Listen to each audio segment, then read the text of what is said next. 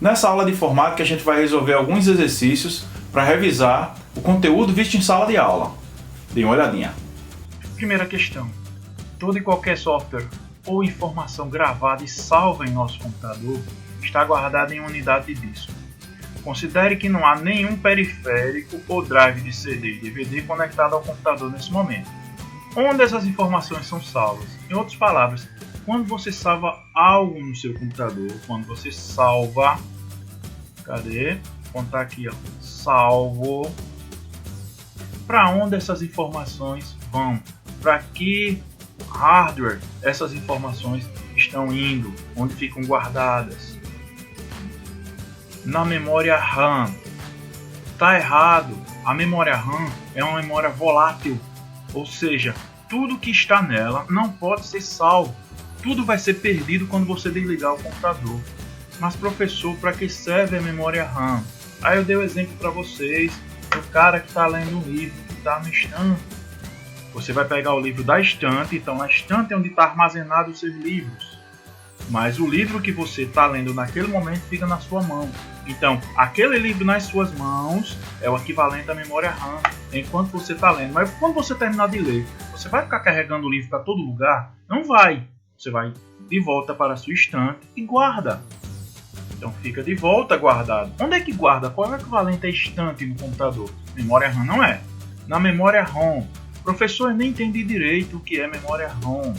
Memória ROM é aquela memória muito pequenininha, uma memória muito pequena que está salva já na placa-mãe. É uma memória só de leitura para o computador.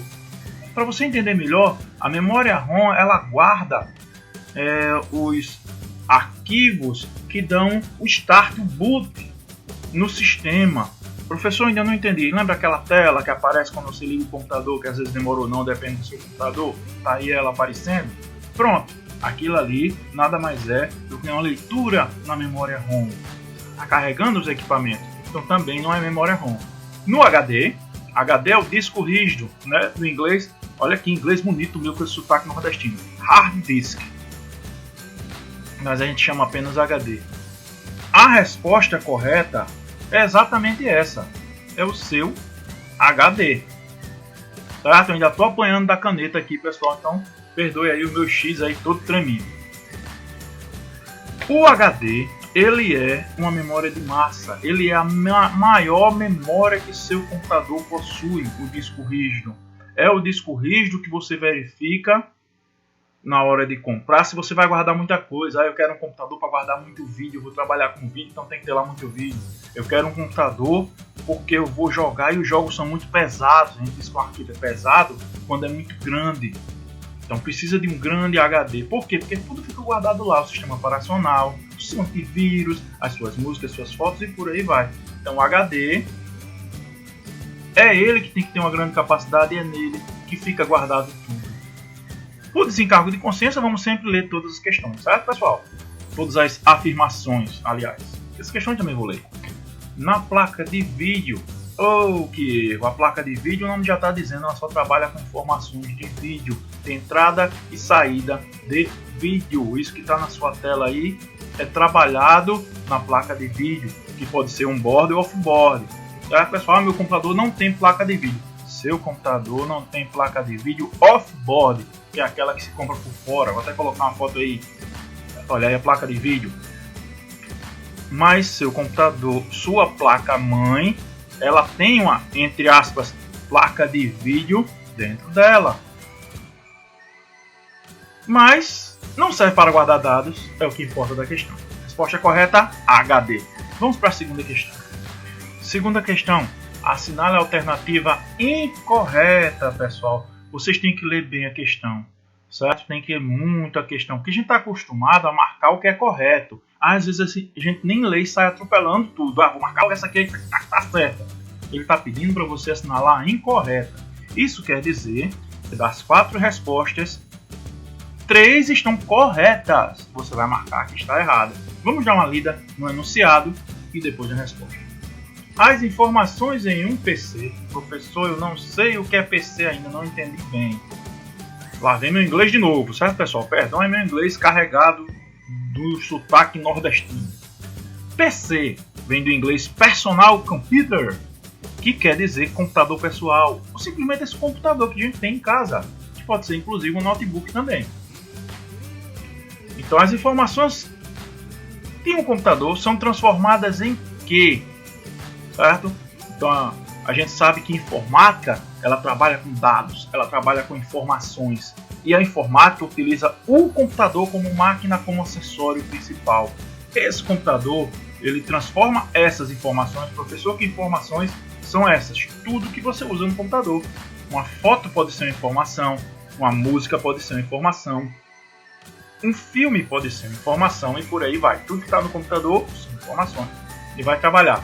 Só que o processador, como a gente já viu, ele trabalha com pulsos elétricos, não é? Então, tem toda uma linguagem específica para você conversar com o processador.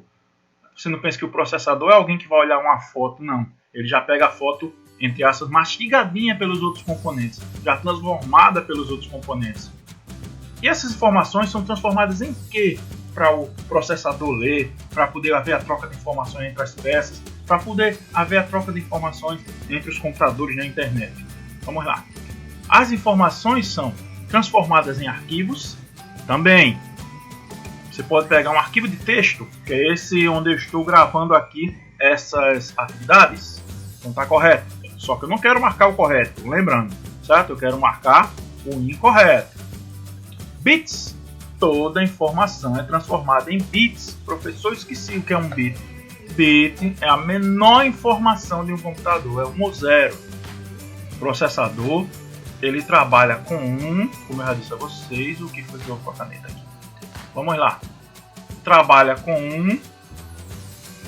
Meu Deus, a caneta pirou. Ou 0, dá para vocês enxergarem daí. Oh, pronto, tá aqui.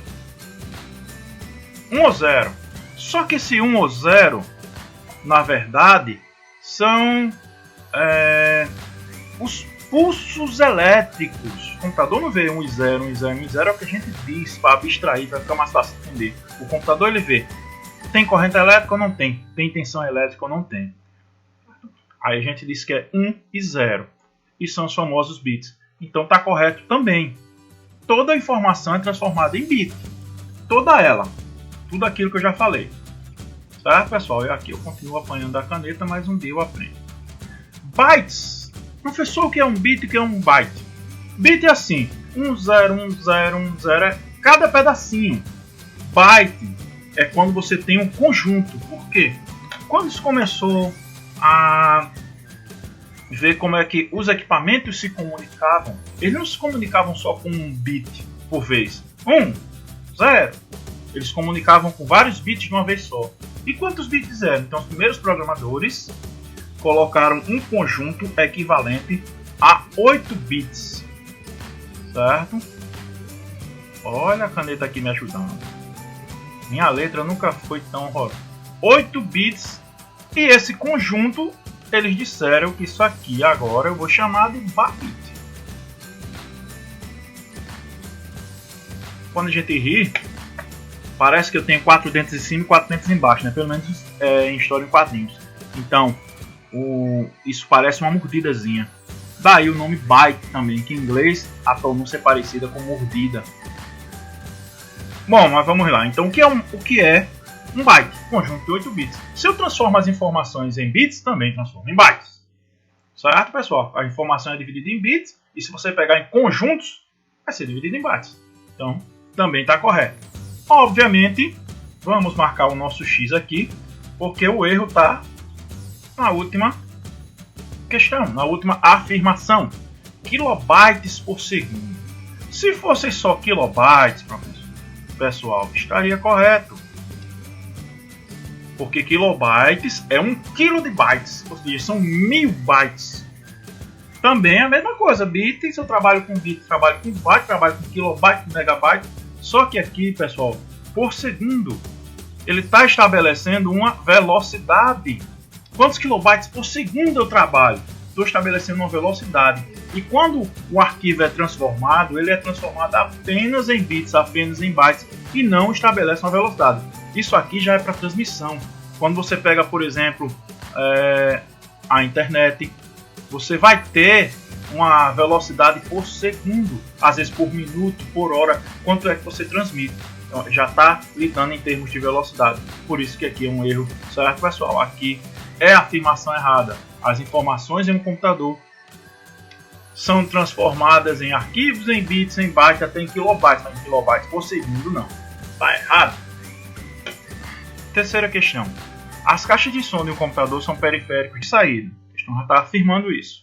Pois os dados saem da CPU, ou seja, saem do computador, certo? Tá aqui, ó, CPU, sai daqui, para o usuário. Então, tá saindo lá o som e eu tô aqui escutando. Assim como acontece com a impressora, só que a impressora já não é mais som, não é impressora, ela imprime algo, imprime uma foto, um texto, um trabalho. Mas o monitor touchscreen é considerado, então, caixa de som periférico de saída. Tá? Por quê? Porque os dados saem do computador para ela.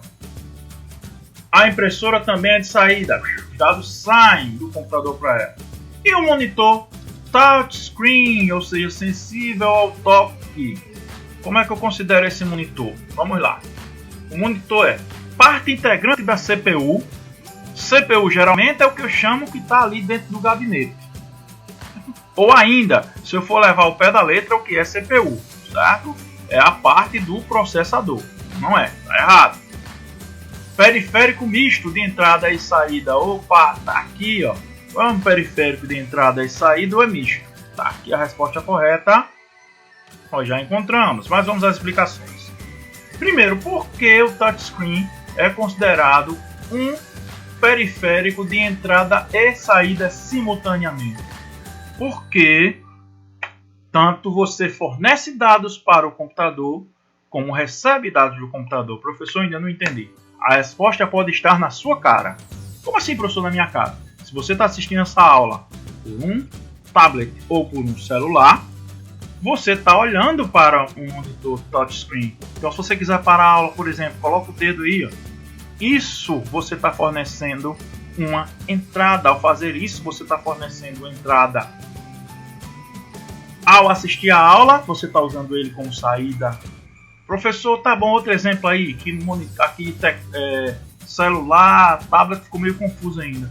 Um caixa eletrônico. Em um caixa eletrônico, você coloca a sua senha e ele fornece os seus dados, fornece o seu saldo, fornece outras opções de operações e por aí vai. Então, no caixa eletrônico, aquele monitor também é de entrada e saída. E as outras respostas, obviamente, estão incorretas por conta disso mesmo, né? Não preciso explicar tanto a vocês. O periférico de entrada e o periférico de saída. O monitor touchscreen, ele é considerado de entrada e de saída ao mesmo tempo. Então não dava para marcar as três, certo, pessoal? Só tem uma resposta correta. Então ele é um periférico considerado misto, que é de entrada e saída. Vamos à última questão agora, pessoal. É um periférico de entrada e saída. O tal do periférico de entrada e saída perseguindo a gente de novo. Que auxilia na comunicação com os computadores através da internet. Olha aqui a dica da questão, pessoal. Através da internet. Estamos falando de monitor touchscreen. Tá certo, monitor touchscreen a gente acabou de ver na questão anterior que é um periférico de entrada e saída. Mas ele não trabalha com a comunicação com os computadores através da internet. Até serve para isso. Você, por exemplo, se tiver aí no navegador na internet, se você estiver acessando essa aula, por exemplo, através do navegador da internet, você vai estar se comunicando com os computadores do provedor, por exemplo, o provedor desta aula, por exemplo. Mas o monitor, ele não auxilia na comunicação. Por exemplo, se eu tiver um monitor touchscreen, não necessariamente quer dizer que eu estou conectado à internet. Você compra o computador, mesmo que seu monitor venha touchscreen, você já está conectado à internet? Você sabe que não. Certo? O mesmo vale para o tablet celular. É porque o seu monitor é touchscreen que você já está conectado à internet? Claro que não, né? Principalmente se você tiver sem crédito aí. Placa de vídeo. Mesma explicação do monitor, pessoal. Ela não conecta à internet. A placa de vídeo é só para fornecer imagem. Modem, olha aqui a resposta correta é o modem.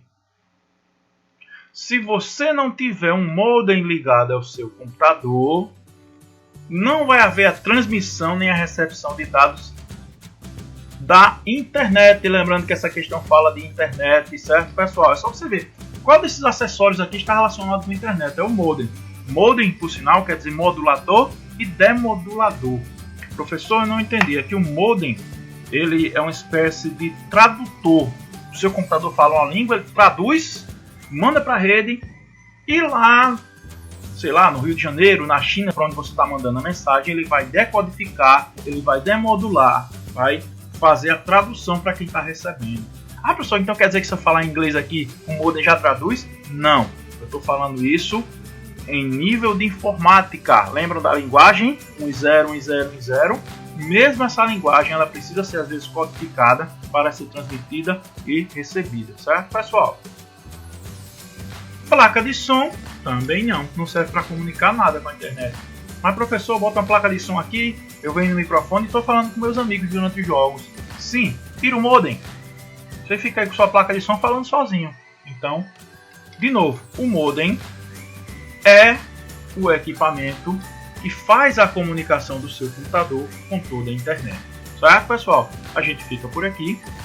Resolvidos os exercícios, eu gostaria de deixar uma dica para vocês de entretenimento, que é o filme Gravidade, que conta a história de um astronauta que vai para uma missão no qual algumas coisas começam a dar errado lá no espaço. E por que eu estou indicando esse filme? Além de entretenimento, na quarentena tudo é válido, ele também mostra algumas coisas sobre leis de Newton, sobre a própria gravidade, que você vai notando assim no filme, certa propagação no som do espaço, por exemplo. Então você vai dando uma olhadinha, é um filme muito interessante, é bom de ver e tem algumas coisas de física também nesse filme, certo? Anota aí Gravidade, se você conseguir encontrar alguma plataforma aí, assiste.